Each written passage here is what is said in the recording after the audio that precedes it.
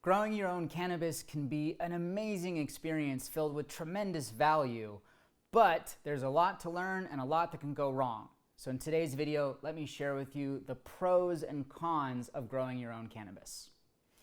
On the positive side, you can control the genetics, the nutrients, and all the inputs to really dial it into your liking. So you can have organic material, you can make sure that what you're growing has the flavor profile or the effect profile that you really want, and you can trust that what you're putting into it is, organic and healthy and not filled with anything that you wouldn't want in your cannabis.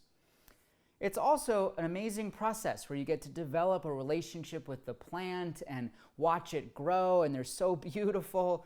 And the process can be really fulfilling when you actually cultivate something that you get to consume yourself. Furthermore, if you do it right, which is no guarantees, you can also get a really amazing yield, which will give you cannabis for a long time, and sometimes even extra, so that you can make tinctures or make edibles or juice the leaves and experiment with all sorts of other mediums for ingesting cannabis, which is a ton of fun and really something that can give you a lot of value. Now, on the flip side, the negatives are, to stress again, it's definitely not easy and it can be expensive. First you have to buy all the equipment, and if you're growing indoors, the lighting and the genetics and the nutrients and the soils, and if you're building a grow room and all the stuff that goes into it, so there's an investment. Secondly, a lot can go wrong in the growing process. You cannot trim it properly so it doesn't grow properly. You can give it the wrong source of nutrients or the wrong soil and pH balances or the wrong watering levels. All this will affect your yield. You can also have bugs and pests and diseases come in that can either ruin your crop entirely or take a big part of it away.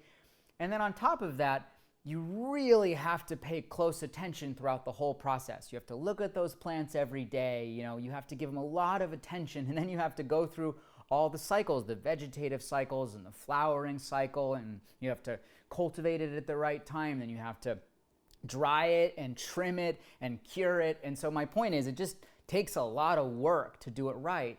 And it's very easy for stuff to go wrong at every point in that process, which just means you won't get a very high quality product at the end. So my takeaways are that if you have the time and you're willing to take it super seriously, and you're really willing to put the energy into learning and cultivating your craft and your skills, it can be amazing and awesome and a really enjoyable experience. It brings you closer to the plant and yields a good amount of product that you can use all year round and give to your friends and use in all sorts of fun ways.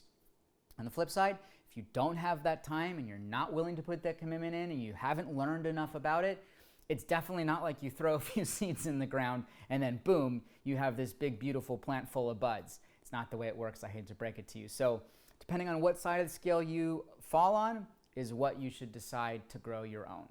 Those are my thoughts though. What do you think? Is it worth it to grow your own cannabis? Let me know in the comments below. Please hit that like button if you enjoyed this video. It really helps me out. And head on over to Green Flower if you're interested in learning more about cannabis cultivation.